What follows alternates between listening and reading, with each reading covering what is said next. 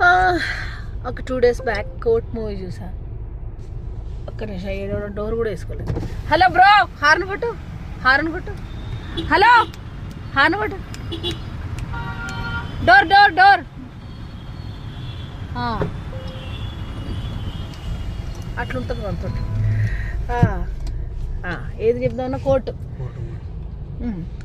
అయితే court movie చూసా, భలే ఉన్నది, భలే ఏడ్చా నేనైతే ఆ మూవీ చూసి. ఆ అబ్బాయి వాడి బాధలు అంటే 19 years వాళ్ళు 16 years 19 years వాళ్ళు లవ్లో పడితే ఆ లవ్ ఎట్లుంటుంది, ఆ లవ్లో పడ్డాక కష్టాలు ఎట్లుంటాయి అనేది ఆ సినిమా చూస్తే తెలుస్తుంది. ఆ సినిమా చూస్తే ఎవరు లవ్ కూడా చేయడు, ఎందుకు వచ్చింది అని చెప్పి లేనిపోయిన కేసులను ఇరికిచ్చేసి హీరో క్యారెక్టర్ని, అదే లవ్ చేసిన అబ్బాయిని చాలా హరాస్ చేస్తారు. క్లైమాక్స్లో మంచి ట్విస్ట్ ఉంటుంది, చాలా నీట్గా స్వీట్గా చాలా బాగుంది. చాలా ఏడ్ చేసాను మూవీ చూసి నేను. క్లైమాక్స్ అయితే అదరగొట్టిండ్రు మంచిగా. లాయర్లు అట్లా ఉండాలి, లాయర్. చాలా బాగుంది మూవీ.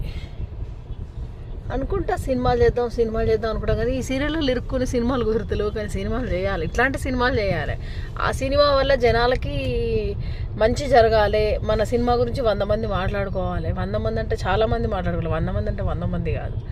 సో ఏది చేసినా కూడా మన వల్ల దానికి యూజ్ ఉండాలి. అట్లయితేనే చేయాలి సినిమాలైనా, లేకపోతే వేస్ట్. 2 డైలాగులు చెప్పి 4 సార్లు కనబడ్డాం, అదంతా వేస్ట్.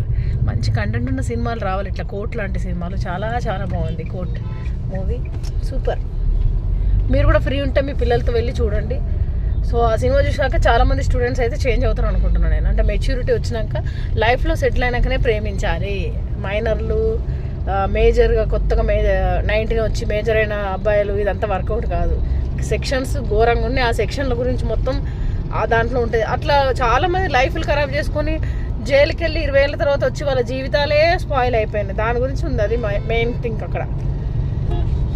చలో షూటింగ్ వెళ్తున్నా, ఇంకా నాకు టార్చర్ ఎండలో షూటింగ్, ముఖం అంతా వాడిపోతుంది. ఇప్పుడు ఎంత ఫ్రెష్గా వచ్చినప్పుడు మొత్తం ఫేస్ వాడిపోయి, ఆ చీరలు కట్టేసి, ఆ కప్పు వేసుకొని, ఆ కొప్పులు వేసుకొని, ఆ పువ్వులు పెట్టుకొని పెద్ద అక్కలాగా స్లమ్ ఏరియా అక్కలాగా అమ్మకు ప్రేమతో వెళ్తున్నా.